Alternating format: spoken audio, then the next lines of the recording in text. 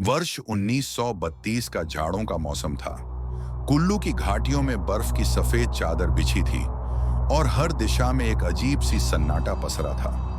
वहां के पुराने लोग कहते थे कि जब घाटियों में शांत हवा बहती है तब किसी और दुनिया के दरवाजे खुलते हैं। विक्रम सिंह, एक 26 वर्षीय युवक जिसने हाल ही में शहर की नौकरी छोड़कर अपने पैतृक गांव मालन में बसने का निश्चय किया था, अभी अभी वहां पहुंचा था। उसका चेहरा आकर्षक, शरीर गठीला और आंखों में एक अजीब सी बेचैनी थी, मानो किसी अदृश्य बुलावे का अनुसरण कर रहा हो। गांव में उसकी मासी जगत कौर रहती थी। वह एक विदुषी औरत थी, पर गांव में उन्हें लोग झाड़ फूंक वाली कहकर डरते थे। उनके बारे में कहा जाता था कि वह काले जादू से परिचित थीं और जिन्हों शैतानों की भाषा भी जानती थीं। रात का पहला डर, पहली ही रात विक्रम को कुछ असामान्य महसूस हुआ। घड़ी रात के 2 बजा रही थी और दूर घाटी की ओर से किसी स्त्री के गाने की धीमी धीमी आवाज आ रही थी, जैसे कोई बर्फीले अंधेरे में बैठा जुदाई का गीत गा रहा हो। मासी, आप सुन रही हैं? विक्रम ने पूछा। जगत कौर चुप थी। उनकी आंखें बंद थीं, लेकिन उनका चेहरा पसीने से भीग चुका था।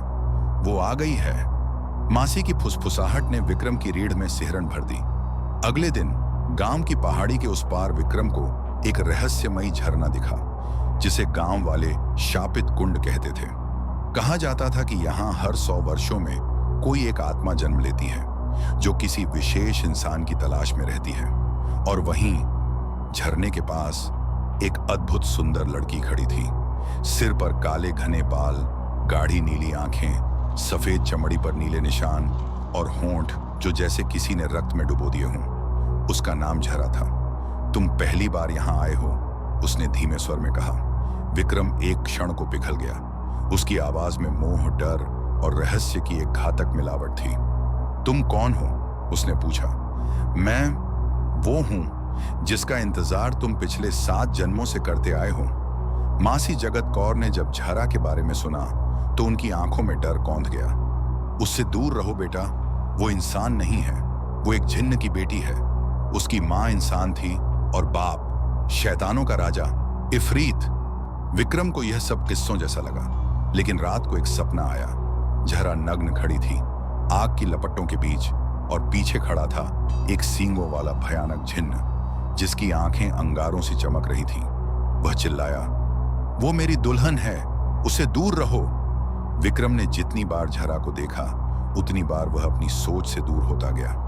वह न तो गांव की लगती थी, न ही इंसानों जैसी, लेकिन उसकी आंखें वे कुछ ऐसा कहती थी जिसे शब्दों में नहीं कहा जा सकता था। उनमें एक ऐसी पीड़ा थी जो किसी सदियों पुराने इंतजार की तरह महसूस होती थी। वह रोज दोपहर घाटी की ओर निकलता और झरने के पास बैठा उसका इंतजार करता। झरा हर बार आती, चुप रहती, बस उसकी ओर देखती। और एक दिन उसने विक्रम का हाथ पकड़ लिया। मैं तुमसे कुछ मांगना चाहती हूं। क्या? अपनी रूह? विक्रम मुस्कुरा दिया। अगर मोहब्बत इतनी सस्ती हो तो लोग हर रोज अपनी रूह बेच दें। झरा का चेहरा एक पल को स्याह हो गया। फिर उसने फुसफुसाकर कहा, मेरे लिए यह कोई मजाक नहीं। उस रात विक्रम जब घर पहुंचा, मासी जगत कौर आंगन में काले धागे और गाय के खोपड़ी के साथ कुछ बुदबुदा रही थी। किसी ने तेरे पीछे निगाह डाल दी है, उन्होंने कहा। मासी, क्या आप डराने की कोशिश कर रही हैं? नहीं बेटे, मैं तुझे बचाने की कोशिश कर रही हूं। वो लड़की इंसान नहीं है। उसके शरीर में इंसान की मोहब्बत की प्यास है, पर रूह में जिन्हों की भूख। उसके साथ रह गया तो या तो तेरी रूह खा जाएगी या तुझे अपना बना लेगी, हमेशा के लिए।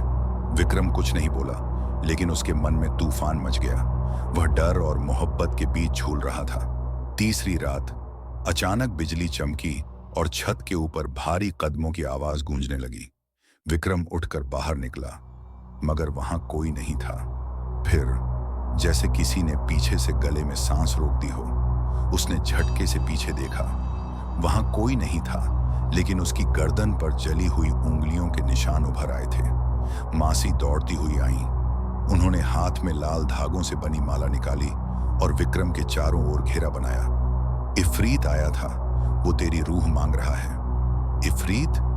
झरा का पिता, जिन्हों का राजा, और वो तुझे अपना दामाद बनाना चाहता है मरने से पहले। अगली सुबह विक्रम फिर झरा से मिला। उसका चेहरा उतना ही सुंदर था, पर आंखें और गहरी हो चुकी थीं। अब उनमें नींद नहीं, कोई पुरानी जलन थी। विक्रम, झरा ने धीमे स्वर में कहा, तू मुझसे प्यार करता है ना? हाँ, पर तुम्हारे साथ सब डरावना है। मैं डर नहीं हूं विक्रम, मैं इंतजार हूं। मेरे लिए हर रात का अंधेरा, हर 100 सालों की प्यास सिर्फ तुम्हारे लिए है। क्या तुम जिन्न हो? विक्रम ने सीधा सवाल पूछा। मैं जिन्न नहीं, जिन्हों की बेटी हूं, पर मेरी माँ एक इंसान थी। और तुम? मैं? मुझे अधूरा छोड़ चुके हो एक जन्म में। इस बार मैं तुम्हें जाने नहीं दूंगी। झरा ने विक्रम को एक काले कांच का आईना दिया। इसमें देखो और सच जानो। विक्रम ने जैसे ही देखा, दृश्य बदल गए।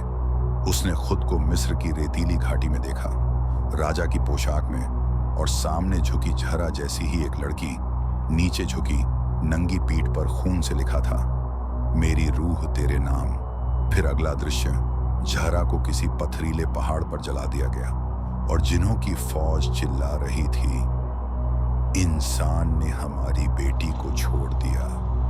अब हर जन्म में उसकी रूह हमारी होगी।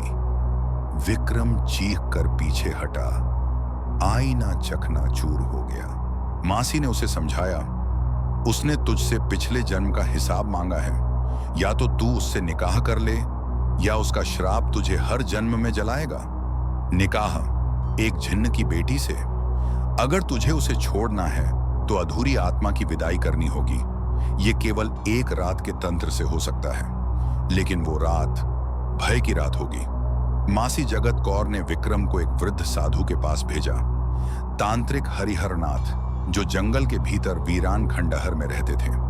उनका चेहरा झुर्रियों से भरा था, पर आंखें वैसी नहीं थीं जैसी किसी इंसान की होनी चाहिए।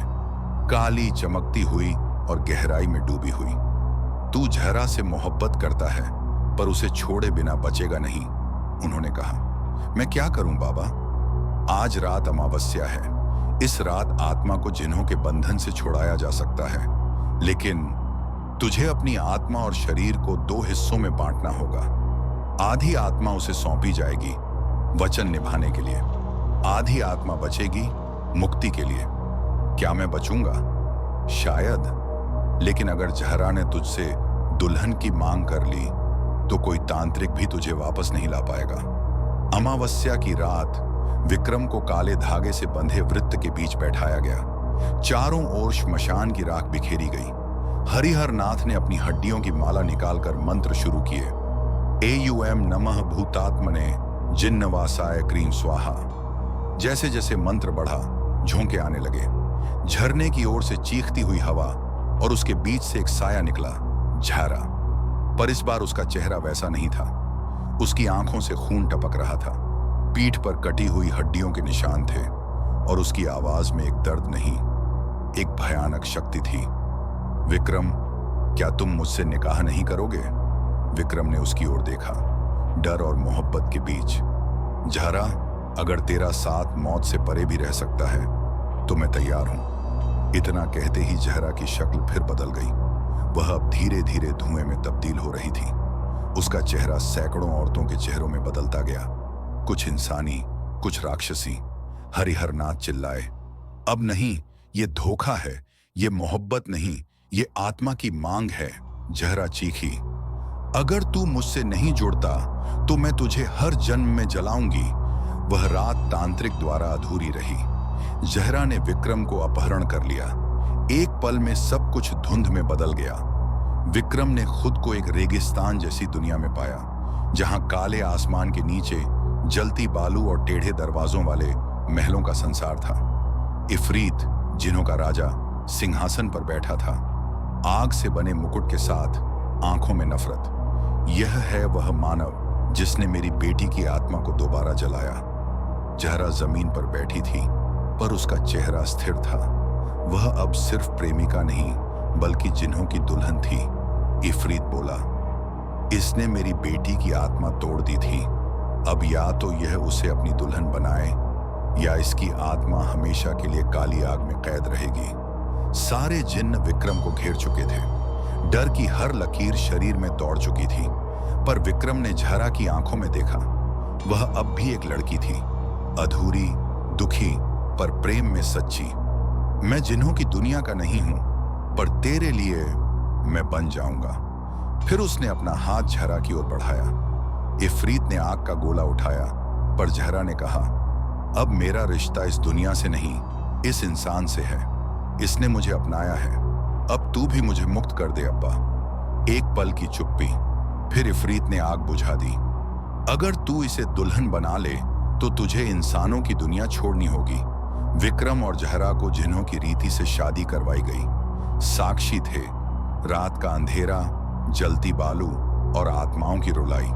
जहरा ने आग के बीच से निकलकर विक्रम का हाथ थामा। उस रात विक्रम का शरीर आधा इंसान रहा, आधा परछाई बन गया। उसकी आत्मा अब किसी एक जन्म की नहीं रही। हरिहरनाथ के तंत्र से विक्रम अगले दिन सुबह गांव लौटा, पर अब उसका चेहरा गहरा, आंखें सुनसान और उसकी परछाई दो थीं। मासी ने देखा, तू तो लौट आया है, पर तू अब अकेला नहीं है। वह मुस्कुराया, हाँ मासी, अब मैं अकेला नहीं हूं। वो हर रात मेरे साथ होती है और हमेशा रहेगी। उस रात उसने जब आईने में देखा, झरा उसकी पीठ पर झुकी हुई थी, हंसती हुई, उसके बालों में हाथ फेरती हुई।